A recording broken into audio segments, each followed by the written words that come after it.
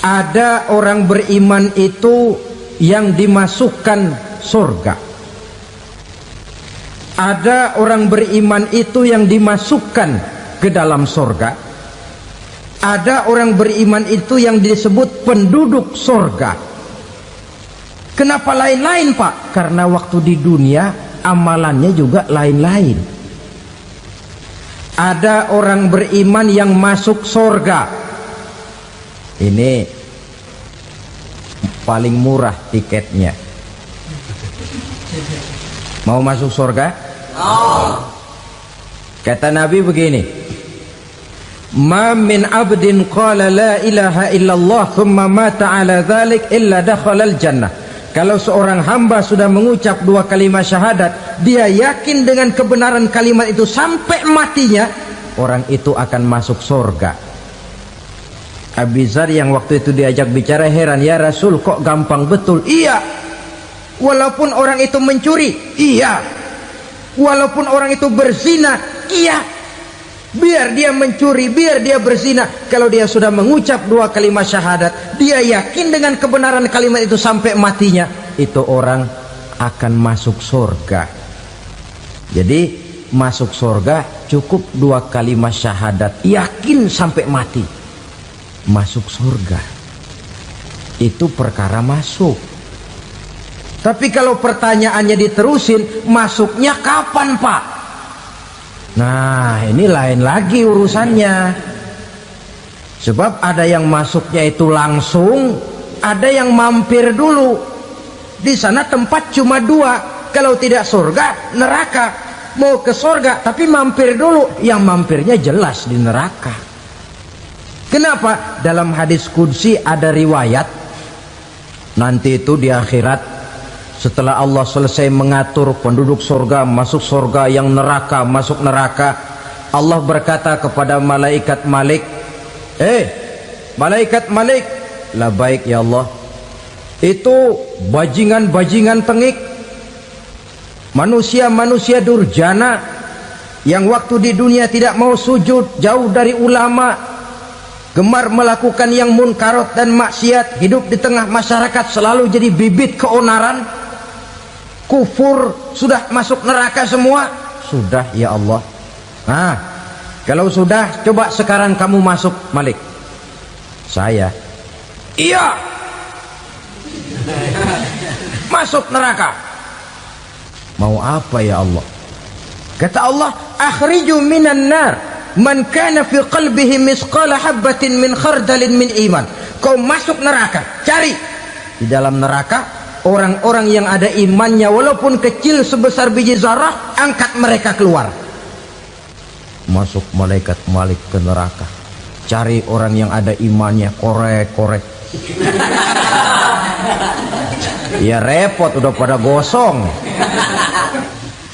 Yang ada imannya diangkat ke atas, yang ada imannya diangkat ke atas, lalu dimandikan di Nahrul Hayat, namanya sungai kehidupan di akhirat nanti. Cakep lagi rupanya, bersih lagi wajahnya, apel di hadapan Allah. Kata Allah, bagaimana mas? Kapok nggak sampean? Kapok ya Allah. Nah, kalau kapok, idhab fadkhulil jannah, pergi masuk surga sana.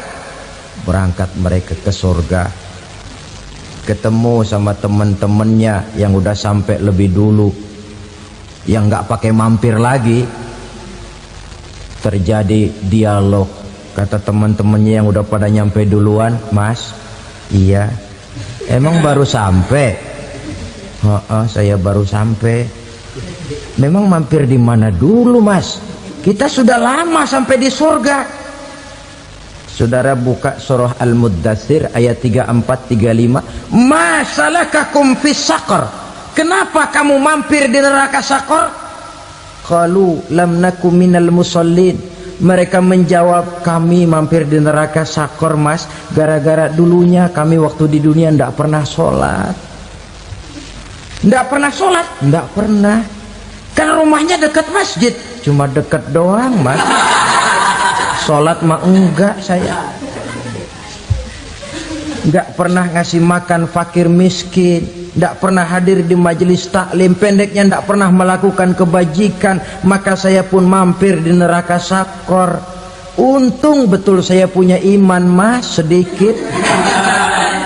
Waktu hidup di dunia dulu saya pernah mengucap 2 kalimat syahadat, sekali-kalinya waktu mau kawin. Masya Allah. Untung saja kawin, kalau nggak kawin polos.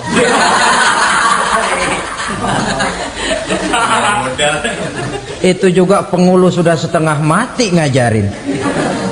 Asyhadu alla, asyaduaan, asyaduaan.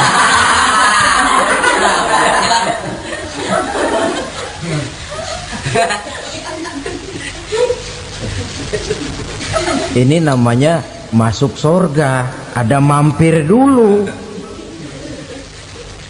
Ada pula orang mukmin itu yang dimasukkan surga. Namanya dimasukkan kan terima beres.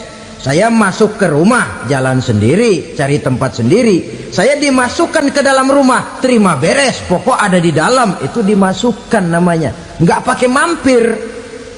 Tapi tentu tiketnya lebih mahal ketimbang yang pertama tadi. Apa kata Allah? Innal ladzina amanu wa amilus salihat la ukaffiranna anhum sayyi'atihim wa la udkhilannahum jannah. Sesungguhnya orang-orang yang beriman kemudian beramal soleh, kami hapuskan segala dosa dan kesalahannya, kami masukkan mereka ke dalam surga. Lihat ayatnya, Allah yang memasukkan, kita yang dimasukkan. Tidak pakai transit, tidak usah mampir. Cuma tidak cukup syahadat, tidak cukup amanu, tapi diiringi dengan wa'amilus salih. Iman, amal. Tidak cukup syahadat, lalu dibuktikan dia sholat, dia zakat, puasa, lalu dia melakukan berbagai macam kebajikan. Ini yang menyebabkan dia tidak pakai mampir di tempat yang bernama sakor. Lalu ada pula orang mukmin itu yang disebut penduduk sorga. Wah, ini sudah VIP ini. Ashabul jannah, penduduk sorga. Siapa mereka? Kata Allah, innal ladzina amanu summa istaqamu fala khaufun alaihim wala hum yahzanun ulaika ashabul jannah hum fiha khalidun. Sesungguhnya orang-orang yang beriman lalu istiqamah, tetap dalam melaksanakan perintah Allah, tidak goyang, tidak labil tapi stabil, istiqamah, mereka tidak takut dan tidak bersedih hati. Merekalah penduduk surga. Iman, istiqamah. Tidak punya duit, sembayang. Banyak duit, sembayang. Miskin, sembayang. Kaya, tetap sembayang. Istiqamah. Kadang orang kalau susah rajin ke masjid, banyak duitnya ngelihat masjid melengos. Waktu miskin hamba Allah, setelah kaya jadi hamba harta. Bergeser, tidak ada nilai istiqomahnya. Saudara-saudara, dengan begitu penduduk neraka itu dua. Ada penduduk permanen, ada penduduk yang semi permanen. Yang semi permanen orang-orang beriman yang mempunyai dosa besar. Mereka masuk ke neraka untuk menerima azab sesuai dengan dosanya. Bila selesai masa azab itu, mereka akan diangkat untuk ditempatkan kembali ke dalam surganya Allah Subhanahu wa ta'ala. Nah, dikala itulah saudara-saudara, ada yang disebut syafaat dari Rasulullah Sallallahu Alaihi Wasallam. Tapi tentu jangan lupa, syafaat ini ibarat kain menambal dia. Kita punya kain bolong-bolong sedikit, syafaat yang menambal. Solat kita ada kurang dikit, sedekah kita ada campur riak dikit, amalan kita ada tidak karena Allah dikit, kita berharap syafaat. Jadi biarlah kain masih bolong-bolong, yang penting punya kain. Tapi kalau kainnya tidak ada, yang ditambal apanya? Sholat tidak, puasa tidak, zakat tidak, berharap syafaat saja. Ya, terlalu berlebihan itu. Saudara hadirin yang saya hormati, apabila selesai proses penghisaban, proses penghitungan, maka dikala itulah manusia terbagi dalam dua kelompok besar. Fariqun fil jannah wa fariqun fis sa'ir. Sekelompok orang-orang beruntung yang masuk ke dalam surga, dan sekelompok lagi masuk ke dalam neraka. Ibu-ibu, saudara-saudara kaum muslimin rahimakumullah, pada pertemuan yang lalu sudah saya jelaskan bahwa hidup selalu berakhir dengan kematian. Apabila datang kematian menimpa seseorang, datanglah kiamat baginya. Itu yang disebut dengan kiamat kecil. Hakikatnya mati adalah perpindahan dari kehidupan di dunia ini menuju kehidupan di alam barzakh. Menunggu kita di alam barzakh sampai datangnya saat kiamat. Entah 10 tahun, entah 100 tahun, entah 1000 tahun, hanya Allah saja yang maha tahu.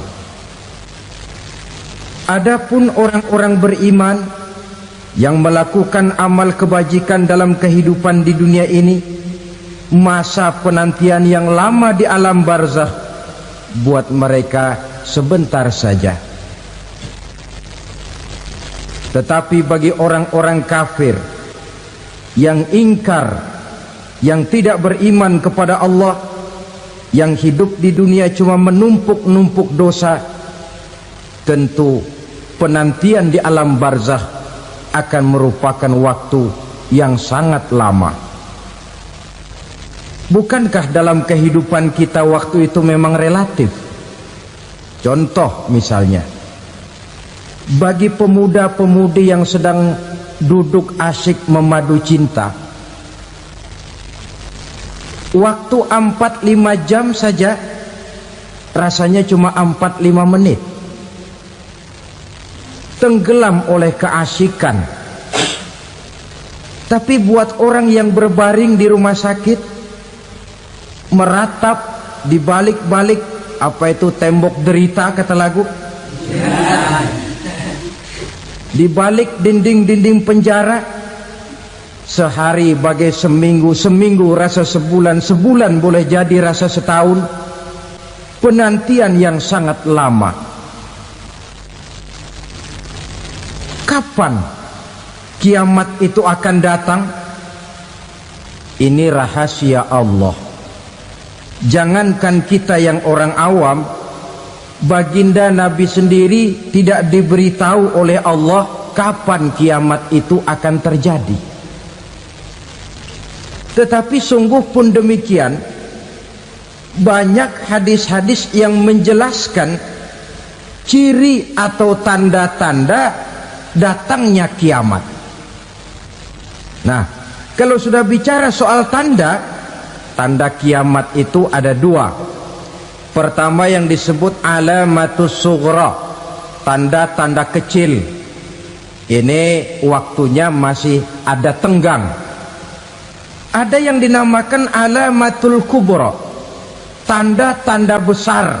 Artinya kiamat sudah diambang pintu. Apa tanda-tanda kecil dari datangnya hari kiamat itu? Misalnya kata Nabi, apabila ilmu sudah diangkat oleh Allah, artinya apabila ulama sudah banyak wafat, minat orang belajar agama berkurang, lalu kebodohan nampak merajalela di mana-mana, zina dikerjakan secara terbuka, minuman-minuman keras jadi kebanggaan, itu termasuk di antara tanda-tanda kecil terjadinya hari kiamat. Apalagi misalnya iza waladatil ammatu rabbataha, apabila budak sudah melahirkan tuan. Apa maksudnya? Ada yang mentafsirkan apabila anak sudah bisa membudaki orang tuanya. Orang tua yang melahirkan dia, yang membesarkan dia, demi setelah si anak besar jadi orang berpangkat, bertitel, berharta, berkedudukan, jadilah orang tua itu budaknya. Sehingga sering dibilang kalau orang tua kaya, anak jadi raja. Tapi kalau anak yang kaya, orang tua sering jadi budak. Apalagi munculnya fitnah yang bergelombang, timbul perang antara dua bangsa yang besar, waktu berjalan terasa sangat pendek sekali. Itu merupakan tanda di antara tanda-tanda kiamat. Termasuk di dalamnya sulit membedakan mana laki, mana perempuan. Kan kalau tanda-tanda kayak begini sekarang sudah banyak kita lihat kan. Ulama banyak wafat, penggantinya sulit. Zina dikerjakan berterang-terangan, minuman keras jadi kebanggaan,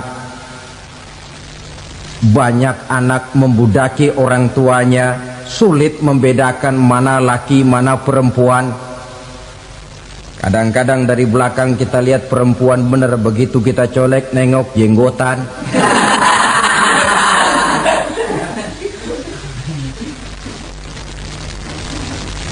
Ini termasuk tanda-tanda kecil, masih ada tenggang sampai akan terjadinya kiamat itu. Nah, yang dimaksud dengan tanda-tanda besar, ini tanda besar artinya kiamat sudah diambang pintu. Pertama, matahari terbit dari sebelah barat. Apabila matahari sudah terbit dari arah sebelah barat, tertutuplah sudah pintu taubat. Bersabda Nabi kita, la taqumus sa'atu hatta tatlu'a syamsu min maghribiha. Tidak akan datang hari kiamat sampai matahari terbit dari arah sebelah barat.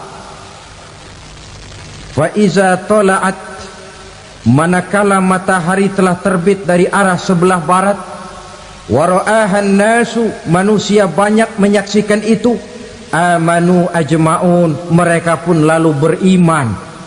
Yang tadinya kafir, yang tadinya ingkar, yang tadinya membangkang, setelah melihat matahari terbit dari sebelah barat, buru-buru beriman, berlomba-lomba mengucap dua kalimat syahadat. Tapi apa yang terjadi? Kata Nabi, wadzalika hina la yanfa'u nafsan imanuha lam takun amanat min qabl. Hari itu adalah hari yang iman sudah tidak berguna lagi bagi seseorang apabila sebelumnya memang dia tidak pernah beriman. Au kasabat fi imaniha khaira, atau beriman tetapi tidak pernah melakukan kebajikan di dalam keimanannya itu. Hari yang sudah kasib, hari yang sudah terlambat, beriman tidak akan ada gunanya lagi. Ini pelajaran buat kita.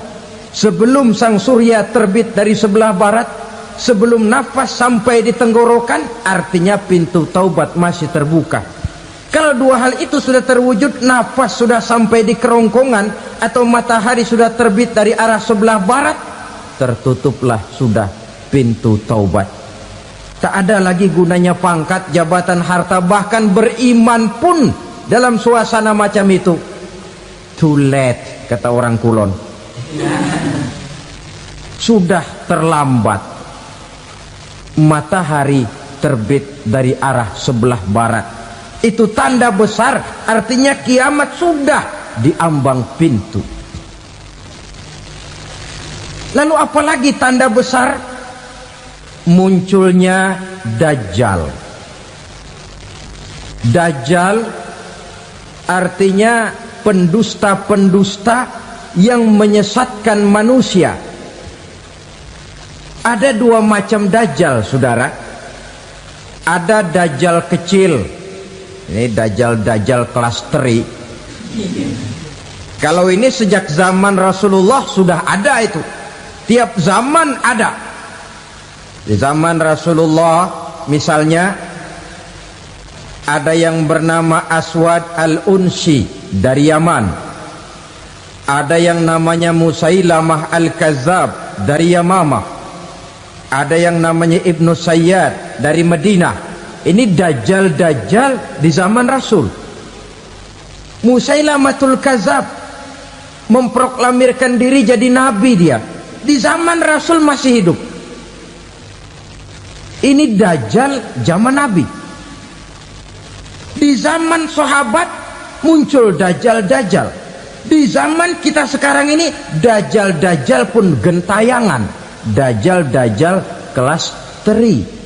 Kerjanya mendustakan manusia, menyesatkan manusia, memalingkan manusia dari jalan yang benar dan diridhoi oleh Allah Subhanahu wa taala. Adapun yang merupakan tanda besar dari datangnya kiamat, dajjal-dajjal kelas kakap. Pembohong-pembohong besar yang menyesatkan masyarakat manusia berpaling dari jalan Allah mengikuti jalan mereka. Apa sih ciri dajjal itu? Kata Nabi dalam hadis Bukhari Muslim, "Inna dajjala", sesungguhnya yang namanya dajjal itu yakhruju, satu saat akan muncul mendekati hari kiamat. Wa inna ma'ahu ma'an, si dajjal ini membawa air. Wa naran, dan juga membawa api. Dua simbol. Di tangan yang satu dia bawa air, di tangan yang satu dia bawa api. Wa ammal ladzi yarahu an-nasu ma'an fanarun, adapun yang orang banyak lihat air, hakikatnya adalah api. Yang dilihat api, hakikatnya adalah air. Oleh sebab itu, kalau api yang ditawarkan, ambillah air. Kalau air yang ditawarkan, pilihlah api. Maksudnya apa ini? Ini bahasa simbol, saudara-saudara. Dajjal bicaranya seolah-olah untuk kepentingan manusia, menawarkan surga. Surga yang dia tawarkan hakikatnya neraka. Hai manusia, kalau kau mau bahagia, jangan dekat-dekat dengan agama. Sholat itu tidak efektif dan efisien, tidak produktif dari segi ekonomi itu. Menghadiri majelis taklim cuma buang-buang waktu. Tahajud, tasbih, tahlil, baca Quran, apa itu? Pekerjaan mubazir saja. Hidup ini cuma sekali, masa yang cuma sekali, manfaatkan dengan sebaik-baiknya. Mumpung, dibawanya sifat mumpung, tetapi dalam pengertian yang sangat negatif. Bicaranya seolah-olah untuk kepentingan manusia, tetapi sebenarnya menjerumuskan manusia. Menawarkan air, tapi sebenarnya api. Menawarkan api, tapi hakikatnya air. Buat apa kamu sholat? Buat apa kamu bayar zakat? Buat apa kamu puasa? Surga yang dicanangkan dajjal, hakikatnya neraka. Neraka yang digambarkan dajjal, pada dasarnya adalah surga. Jadi memutarbalikan fakta itu kerjaan dajjal. Yang hak jadi batil, yang batil dibilang hak, yang benar jadi salah, yang salah malah jadi benar. Tuntunan disuruh jadi tontonan, tontonan malah menjadi tuntunan. Itu pekerjaan dajjal profesinya. Zamannya Nabi Adam, dajjalnya kan iblis. Betul? Betul. Apa sih gang kerayuan iblis itu? Allah setelah menciptakan Nabi Adam kan bilang, Adam, kau dan istrimu Hawa tinggal di surga ini. Seluruh fasilitas yang ada di surga persilahkan kau nikmati. Satu yang tidak boleh, jangan coba-coba dekati pohon khuldi. Dekat saja jangan, apalagi sampai memetiknya. Datang dajjal yang namanya iblis ini. Adam, kamu tahu nggak kenapa tidak boleh makan buah khuldi? Ya nggak tahu, pokoknya saya dilarang. Bodoh kamu Dam. Khuldun artinya kekal. Kalau kamu makan itu buah, kau akan kekal di surga buat selamanya. Allah tidak kepengen, maka dilarang kamu makan buah khuldi. Kalau kau ingin kekal di surga Adam, makan saja. Saya bicara begini ini untuk kepentingan kamu Adam. Ini kan ciri-ciri Dajjal. Bicaranya sih seolah-olah untuk kepentingan Nabi Adam, hakikat sebenarnya menjerumuskan Nabi Adam supaya ingkar dan melanggar larangan dari Allah Subhanahu wa ta'ala. Jadi setelah muncul Dajjal, timbul kekacauan-kekacauan di masyarakat. Banyak yang terpengaruh, terpedaya dan terpesona, termasuk mereka yang memproklamirkan diri jadi nabi, mereka yang memproklamirkan diri jadi rasul di zaman sesudah Rasulullah wafat. Itu adalah Dajjal. Maka saya ingatkan, kalau di zaman kita sekarang ini ada orang ngaku jadi nabi, ada orang ngaku jadi rasul, biar bahasa Arabnya kental, Quran hafal, hadis ribuan hadis hafal, biar pakai serban sampai menyengser ke tanah, bahasa Arabnya fasih, tapi dia mengaku jadi nabi, jadi rasul, kita umat Islam wajib tidak percaya. Wajib untuk tidak percaya. Itulah dajjal zaman kita sekarang ini. Tidak mustahil mereka datang mempengaruhi orang awam supaya berpaling dari Rasulullah, mengikuti mereka.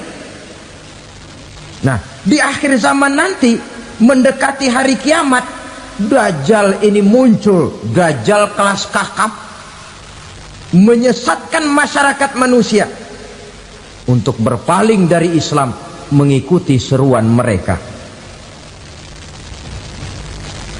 Apalagi di antara datangnya kiamat itu, tanda yang besar itu, turunnya Nabiullah Isa Al-Masih, putra Maryam. Menurut berbagai hadis yang sahih, Nabi Isa Al-Masih nanti akan turun lagi, tidak membawa risalah yang baru, tapi meluruskan risalah Islam ini yang telah banyak ditinggalkan oleh masyarakat. Bahkan ada hadis menjelaskan beliau akan membunuh Nabi, mematahkan kayu-kayu salib, lalu melaksanakan haji dan umrah mengikuti syariat Nabi Muhammad, bukan membawa agama baru. Menjadi semacam mujaddid, reformer, menyelamatkan manusia dari bisikan Dajjal. Bahkan ada riwayat yang menjelaskan bahwa Nabi Isa berhasil mengalahkan Dajjal, mengembalikan masyarakat manusia kembali kepada ajaran Islam yang datang dari Allah, dibawa oleh Rasulullah Sallallahu Alaihi Wasallam. Dengan kata lain, turunnya Nabi Isa bukan sebagai Nabi dan Rasul baru, tetapi mengikuti syariat Nabi kita Muhammad Sallallahu Alaihi Wasallam.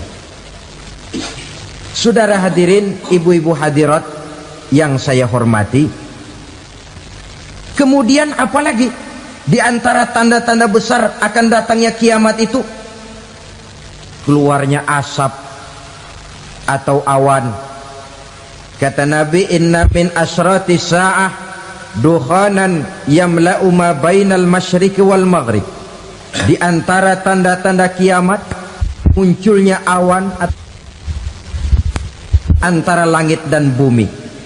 Ini pun diperkuat dalam surah Ad-Dukhan ayat 10, fartaqib yauma ta'tis sama bidukhanin mubin fayughshan nas hadza azabun alim.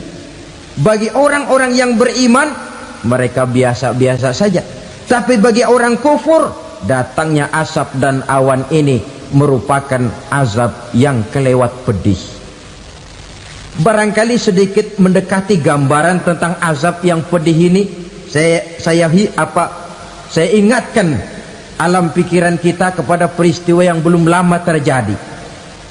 Pernah dengar berita bocornya reaktor nuklir di Chernobyl, Uni Soviet?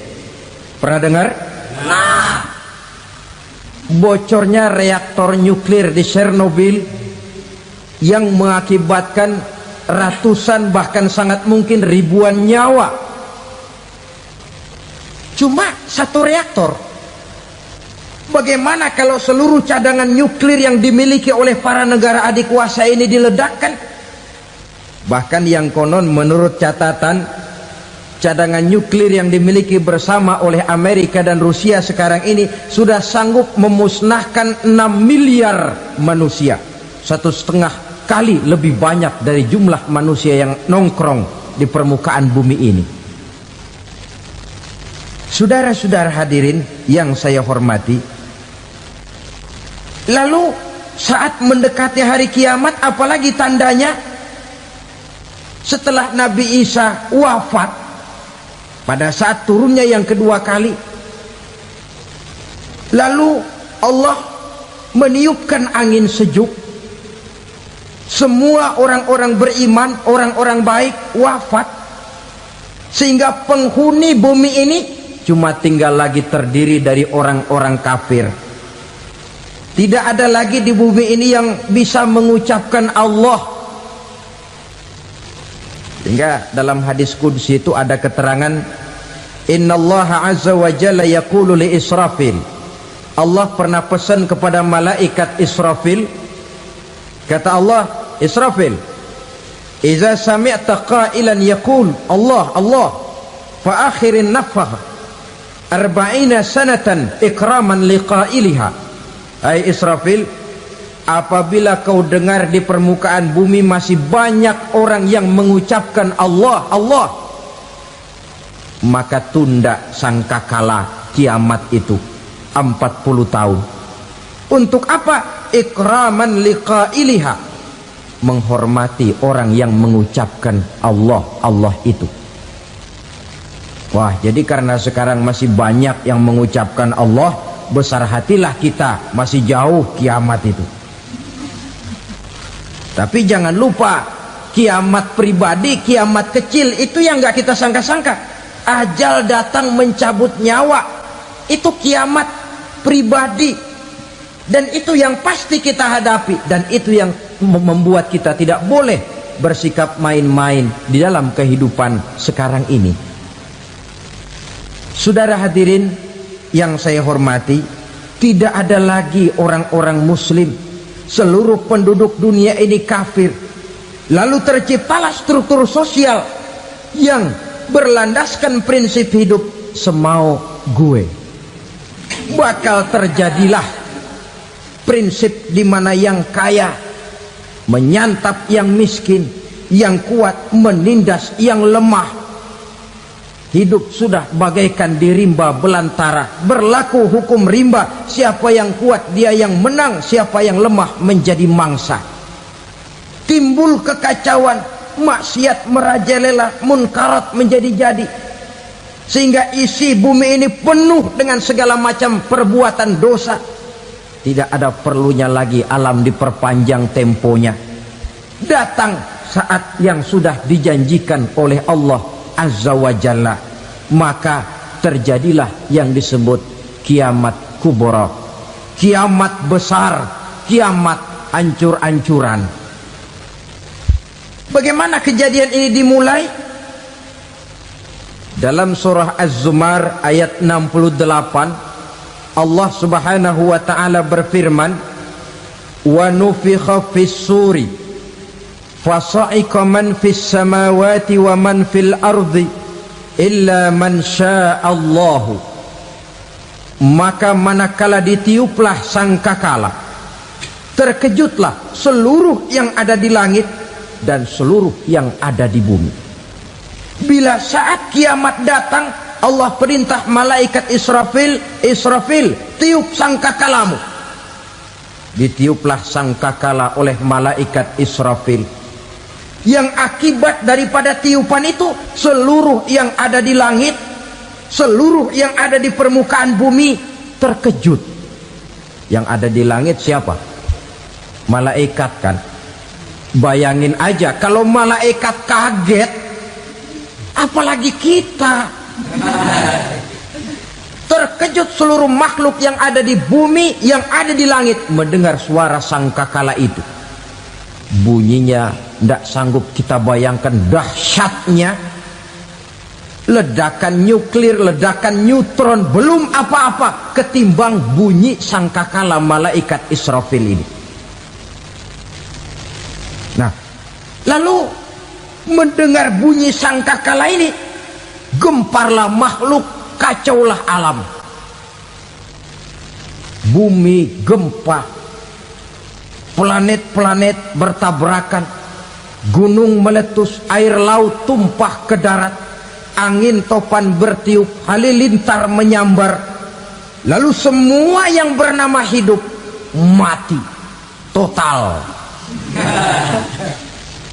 Mati bareng tanpa persiapan. La haula wala quwata illa billah. Saya kadang-kadang dalam tafakur bermohon, ya Allah, mudah-mudahan saya enggak nemuin kiamat beneran. Ngeri. Tidak bisa kita bayangkan macam apa suasana seperti itu. Allah saja banyak memberikan gambaran, misalnya Al-Qari'ah, wa mal qari'ah, wa ma adraka mal qari'ah. Kejadian yang menggemparkan. Tahukah kamu apa kejadian yang menggemparkan itu? Yauma yakunun nasu kal farasil mabsus wa takunul jibalu kal ihnil manfus. Pada saat itu manusia berterbangan bagai kupu-kupu, gunung berterbangan seperti kapas ditiup angin. Gunung saja macam kapas, konon lagi manusia. Kematian total, mulai semut sampai gajah mati, jin mati, iblis mati, malaikat mati. Malaikat saja mati. Saudara hadirin yang saya hormati, kematian total yang tanpa persiapan. Orang bilang, Pak, kalau mati bareng begitu yang repot malaikat maut dong ya, cabut sana, cabut sini. Itu kalau menurut logika kita, mestinya begitu menurut logika. Tapi logika juga yang nggak perlu serepot itu. Sebab untuk mematikan listrik di wilayah DKI, di wilayah Jakarta, nggak perlu tiap rumah didatengin, matiin, ya lama. Cukup dari kantor pusatnya saja PLN, tekan satu tombol, gelaplah seluruh Jakarta. Saudara hadirin yang saya hormati, kematian total. Lalu setelah kematian total, planet-planet juga mati, dalam arti tidak bergerak dan beredar. Angin mati, dalam arti tidak bertiup. Air mati, dalam arti tidak ada riak gelombang. Pokoknya semua mati. Kullu nafsin za'iqatul maut, semua yang bernafas mati. Dalam ayat lain, kullu man 'alaiha fan, semua yang ada di permukaan bumi fana. Yang kekal cuma Allah Subhanahu wa ta'ala. Yang paling belakang mati malaikat maut dan malaikat Israfil. Tapi mati juga sesuai dengan janji Allah. 10 lamanya. Tidak dijelaskan oleh Abi Hurairah 40 jam, apa 40 hari, apa 40 tahun. Hadis-hadis cuma menyebutkan 40 saja. Sunyi alam, yang tinggal cuma Allah saja lagi. Ketika itu Allah berseru-seru, katanya, limanil mulkul yauma, siapa para penguasa hari ini? Mana itu raja-raja dan penguasa yang dulu mengaku jadi Tuhan? Fir'aun, mana Fir'aun sekarang? Yang dulu jadi raja, merasa berhasil, sombong, lalu tidak mau turun-turun dari kekuasaannya, sampai kepada puncak kekurang ajarannya mengangkat diri jadi Tuhan. Mana itu Fir'aun? Namrus, mana sekarang Namrus?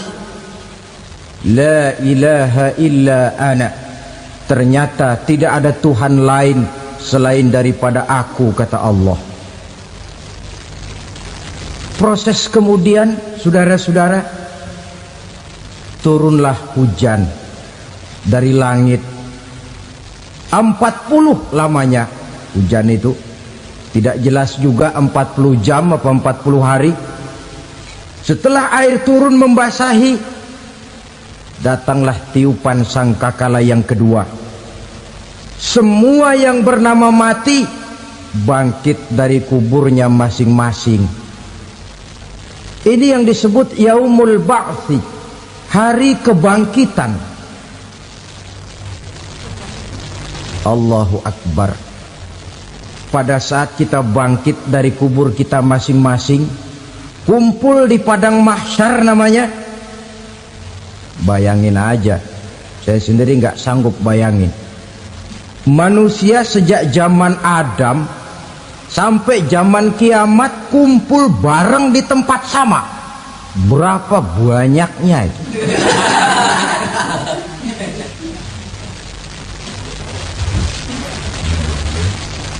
Dan yang luar biasa menurut satu riwayat, pada saat bangkit itu, Masya Allah, roman muka kita berubah,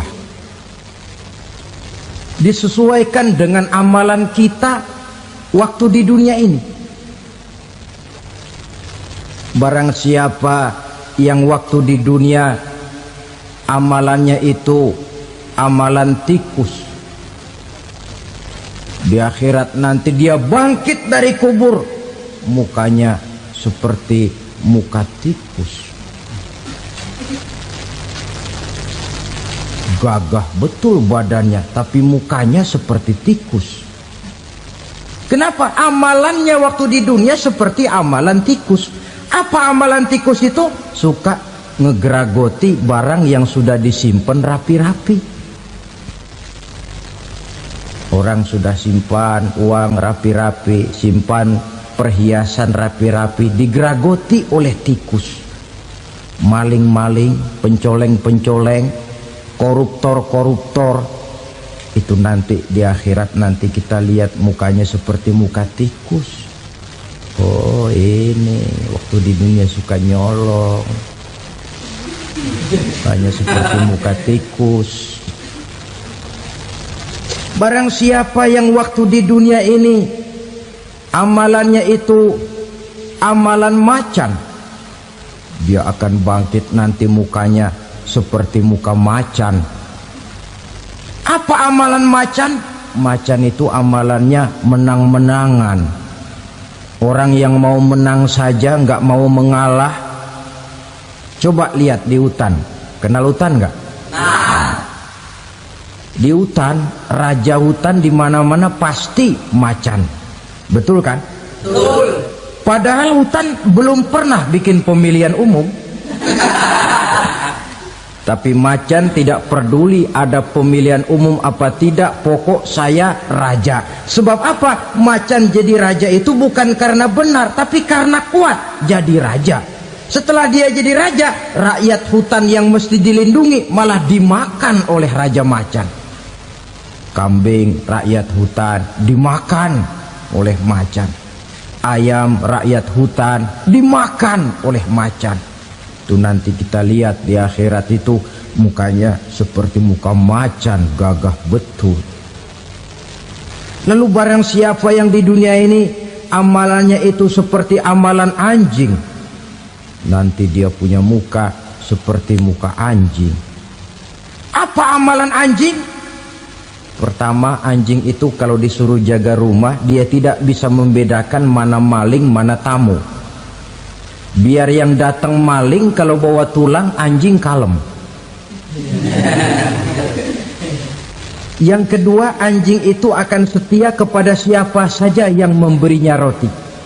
Siapa yang memberinya roti, itulah majikannya. Apa kata majikannya pasti dia laksanakan. Soal benar atau salah dia tidak peduli. Setelah anjing dapat roti, dia tidak punya pilihan lain kecuali bilang, abdi mah kumaha juragan wae ayeuna mah.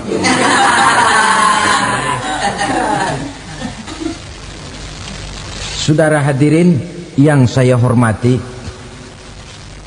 berkumpul di padang mahsyar, tiap orang sibuk dengan persoalannya masing-masing.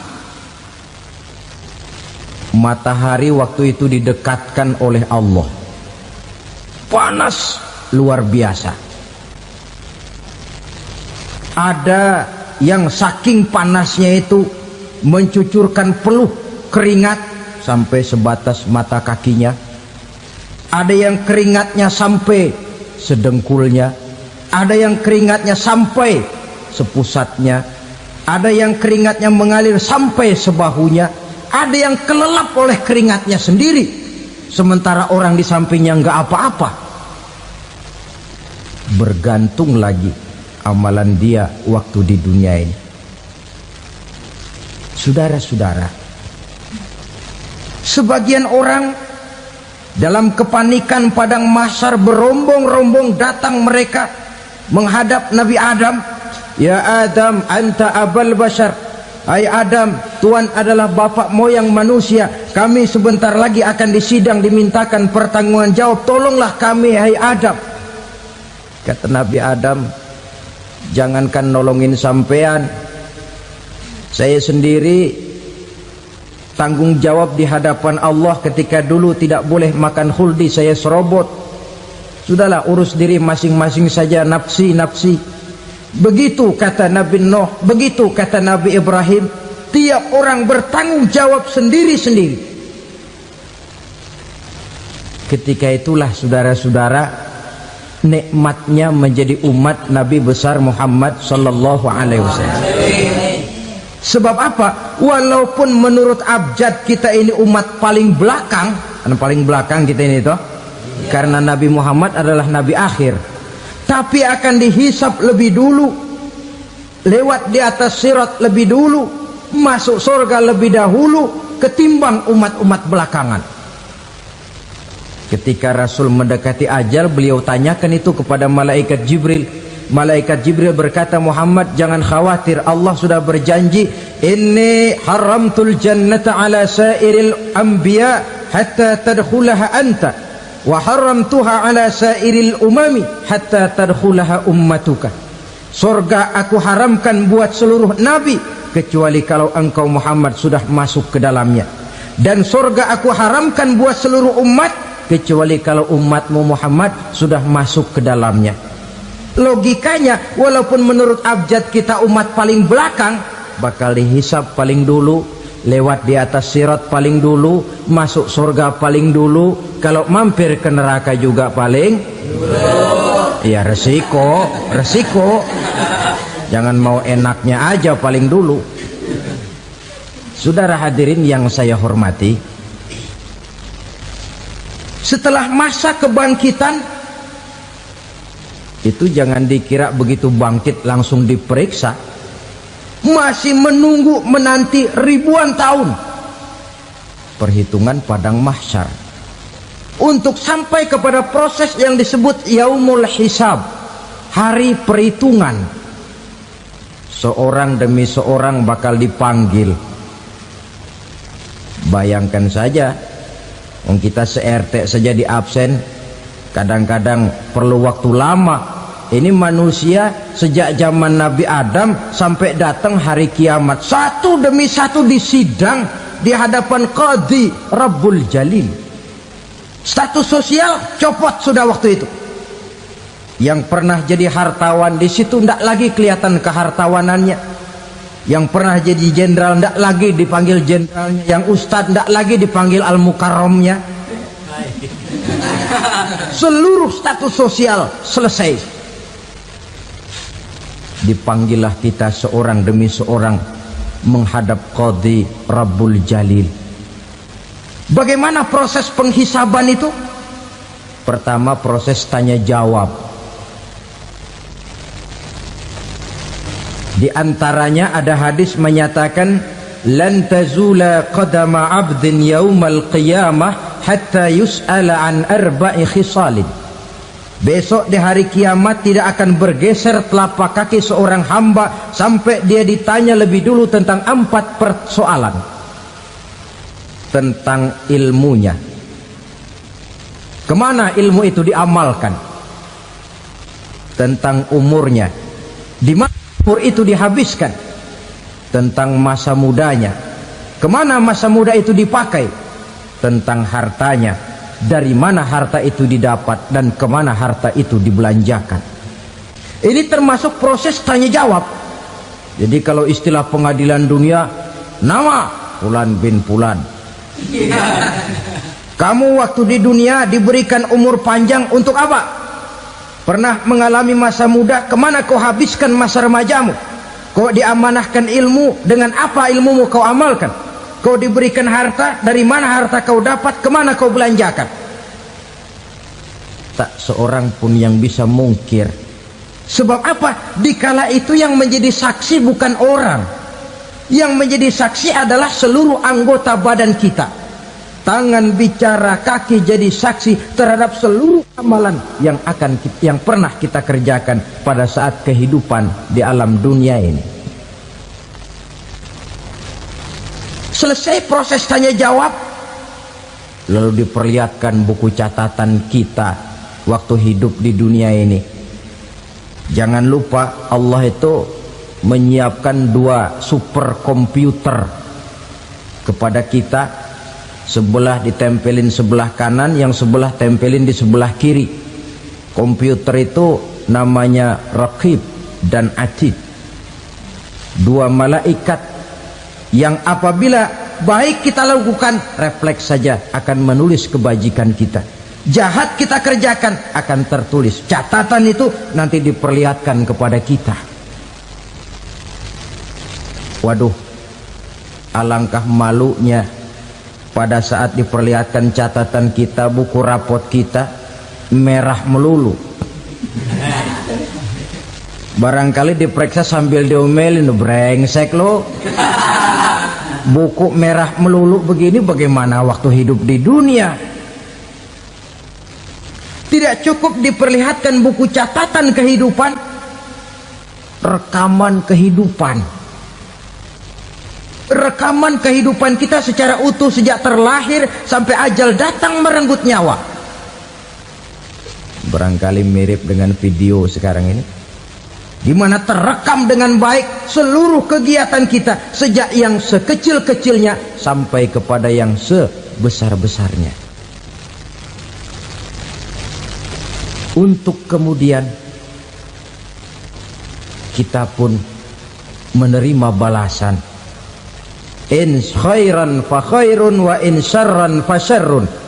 Kalau baik ya baik balasannya, kalau jahat ya jahat juga balasannya. Catatan-catatan kita diberikan. Kalau banyak kebajikannya diberikan di tangan kanan dengan cara yang halus. Kalau banyak kejahatannya diberikan dari sebelah kiri atau dilempar dari belakang. Itulah sebabnya sejak di dunia ini kita sudah mohon kepada Allah. Ketika berwudu membasuh tangan kanan, apa kita bilang? Allahumma a'tini kitabi biyamini wa hasibni hisaban yasira. Ya Allah, berikan saya kitab di tangan kanan, dan kalau saya memang perlu dihisap, hisaplah saya yang seringan-ringannya. Tangan kiri berlindung kita kepada Allah. Jangan sampai diberikan kitab di tangan kiri atau dari arah sebelah belakang. Wa a'udzubika an tu'tiya kitabi bishimali aw min wara'i zuhri, dari arah sebelah belakang. Na'udzubillah min dzalik. Setelah selesai lewat proses penghisaban, lewat mizan, timbangan, maka yang sudah selesai dihisab itu bergeraklah menuju sirat, jembatan yang terbentang menuju surga melalui neraka.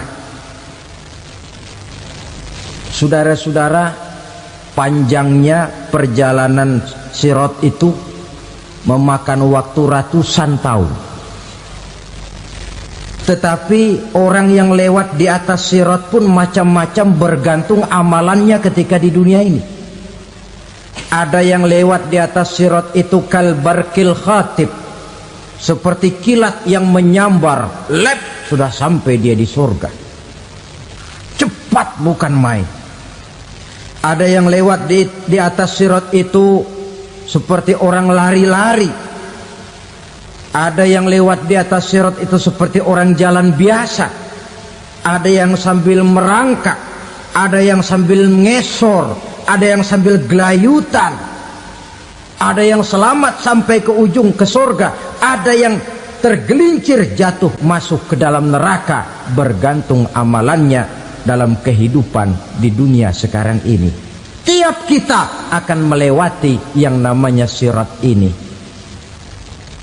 Saudara-saudara kaum muslimin yang saya hormati,